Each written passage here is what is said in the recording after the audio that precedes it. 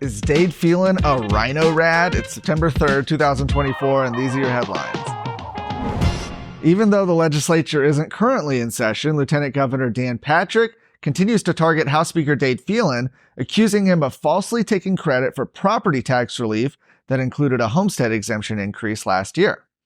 In a post labeling Phelan as a RINORAD, now that means Republican in name only, really a Democrat, Patrick accused the House Speaker of killing massive conservative legislation and attempting to rewrite history in an op-ed in the Beaumont Enterprise regarding the property tax relief legislation. He said Dade is a bald-faced liar on this issue, and he knows it. He claims the House took the lead in passing the homestead exemption, but the truth is he tried to kill the $100,000 homestead exemption for 4 months after he passed it just for show. It's revisionist history for Dade to try to cover up his multiple attempts to kill the bill. So what's the truth? Well, during the 2023 legislative session, the House and the Senate were at odds throughout the year on their approaches to property tax relief. While the House pushed for stronger appraisal caps, the Senate advocated for an increase in the homestead exemption. Governor Abbott, meanwhile, supported a plan to use funds to help buy down local school property taxes. Fast forward, and no agreement was reached until a second special session, during which a plan was passed that included the homestead exemption increase to $100,000. Lieutenant Governor Patrick then described his efforts to build a working relationship with Phelan following that compromise. He said, after Dade agreed to the $100,000 exemption, I decided to take the high road and invited him to the Senate floor for final passage. I thought I'd try to start a new relationship one more time. He came, but within a few months, he was back to his divisive games. He fabricated preposterous lies attacking the Senate because he didn't like the verdict of the impeachment trial, talking about Ken Paxton. He then refused to personally vote for school choice, which helped to kill it in the House. Once again, pleasing House Democrats led to 24 Republican House members either retiring or being defeated in their primaries. Patrick then concluded by pledging to expose Phelan every time he attempts to take credit for legislation he tried to block.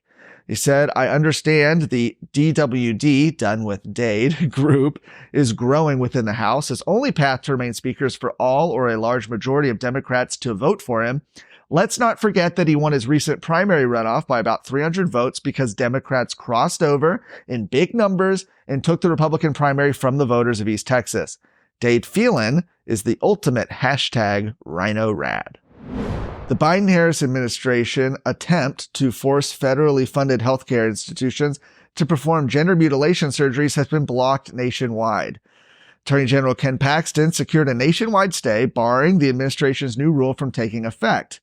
They had touted this new rule back in May under a section of the Affordable Care Act, effectively sought to strike funding from healthcare providers who refused to pay for or conduct gender mutilation surgeries. Additionally, the rule aimed to preempt any state legislation barring these type of surgeries. Well, Texas and Montana jointly led the charge against the feds.